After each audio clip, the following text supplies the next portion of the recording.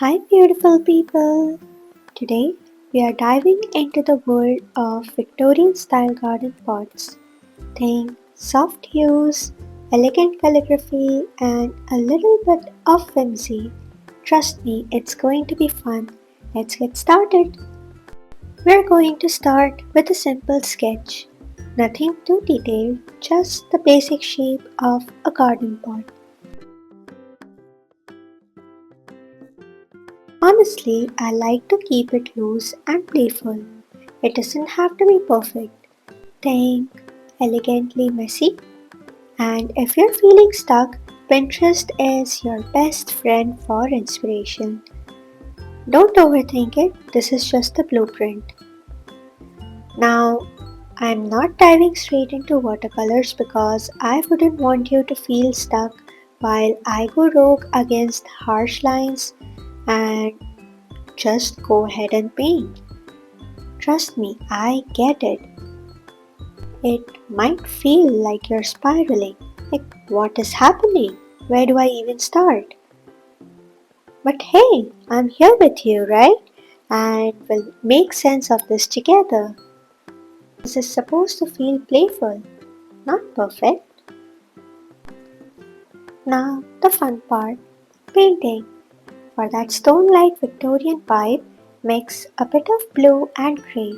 Go easy on the paint. Light washes at first. Think of it like whispering to your paper, not shouting. Follow the curves of your pot. You might also leave some spaces in between for that dynamic whimsy feeling.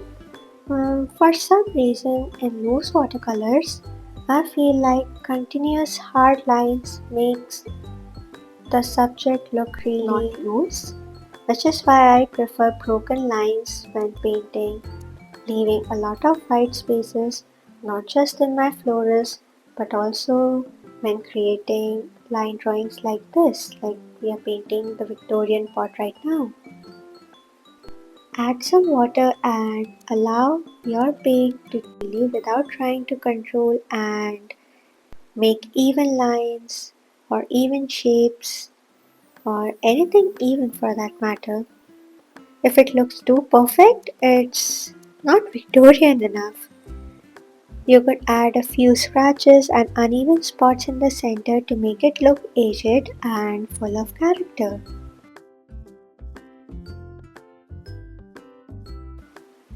Now it's time to bring some life into the spot by adding some florals. Just tap some colors, a mix of pinks, orange, yellows, or reds, and let them mingle. Imagine like they are at a little floral tea party, chatting and blending beautifully with water.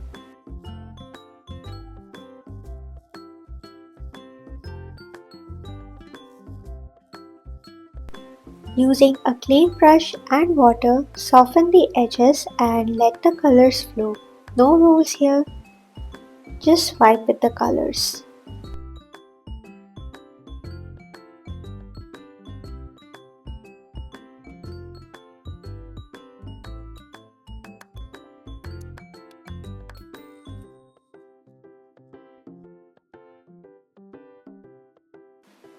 Now here's is going to get all fancy. Our pot isn't just a pot, it's a fountain. For the water, use a light mix of blue and grey. Paint some curved lines along the edge, along the curvature to show the ripples. You don't have to paint everything blue. Leave some white spaces for that watery shine.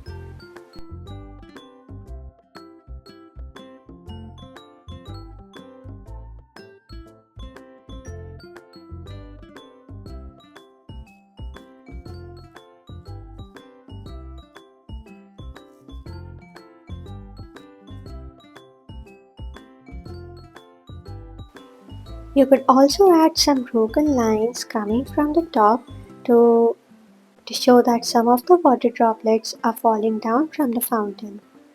Just some dots and tiny lines.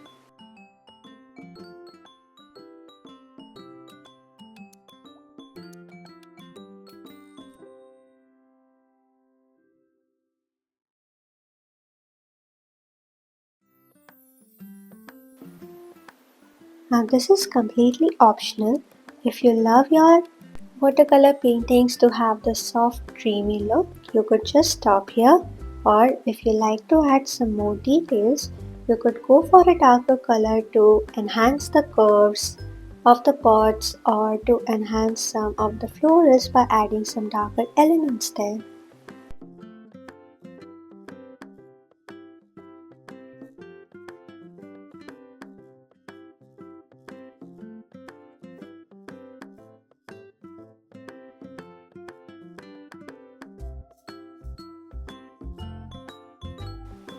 Finally, we are going to add some greens.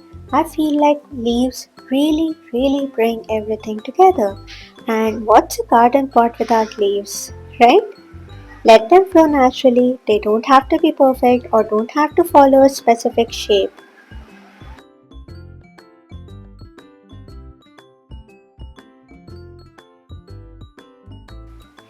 Then we build a stone structure underneath the pot for that classic Victorian charm. So we are going to be just painting little blocks of grey and a little bit of blue to give that stony look.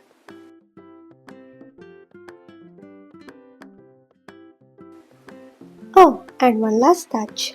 Add a few loose florals around the edges. It's like framing your artwork with petals or maybe viewing your artwork with a floral tinted glasses. I think it also ties everything so beautifully.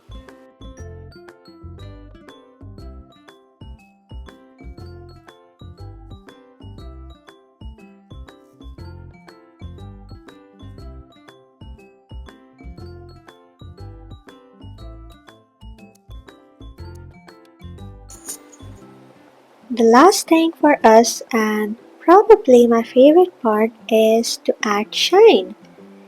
I really want that sparkling effect in my water, so I'm going to be using some metallic paints by Coliro and the creative kinds to give that shine to my painting. So I first put a layer of the champagne gold, and above it I'm adding some silver watercolors, some silver metallic paints from the creative kinds to give it a bling effect.